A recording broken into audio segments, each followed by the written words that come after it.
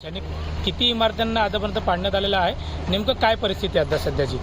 हे बघा, माननीय उच्च न्यायालयात काही रिट पिटिशन दाखल झाले होते आणि त्या रिट पिटिशनच्या संदर्भात माननीय उच्च न्यायालयाने जे निर्देश दिले त्या निर्देशांचा पालन करण्याच्या उद्देशाने इथे डिमॉलिशन सुरू झालेलं आहे। जसं तुम्ही बघताय, ठाणे महानगरपालिकेमार्फत मोठ्या प्रमाणावर पथक डिप्लॉय करण्यात आलेले आहेत, कामगार आहेत, मशिनरी आहे, लेटेस्ट मशिनरी आहे, क्रॅप कटर तुम्ही बघताय, 2-2 क्रॅप कटर।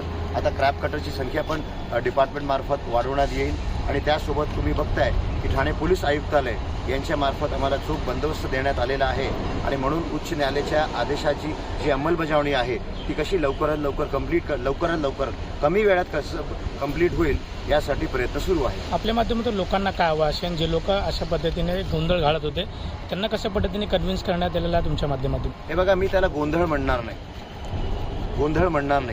लोकांमध्ये एक लोक ना अवेअर नाही आहेत की बाबा उच्च न्यायालयात असा दावा दाखल झाला आहे आणि उच्च न्यायालयात कोर्टाने काय आदेश दिलेले आहेत आणि काल जेव्हा आम्ही त्यांना उच्च न्यायालयाच्या आदेशाची सविस्तर माहिती दिली आणि त्यांना सांगितलं की बाबा तुम्ही पण उच्च न्यायालयाच्या आदेशाचं पालन करा, तर या भागातले नागरिक स्वतः निघून गेले।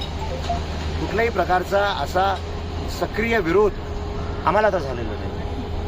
एकूण किती बिल्डिंग आहे याच्यामध्ये आणि सध्या परिस्थिती आणि कधीपर्यंत हे संपूर्ण डिमॉलिशन होणार आहे? जसं मी आपल्याला सांगितलं, सूट प्रॉपर्टीमध्ये नमूद जी बांधकामे आहेत ते लवकरात लवकर डिमॉलिश करण्यासाठी यंत्रसामुग्री असेल, कामगार असतील, पथक असतील, पोलिसांचा मोठा बंदोबस्त आहे मिळालेला आहे आणि ही कारवाई लवकरात लवकर कंप्लीट करतो। ठीक आहे।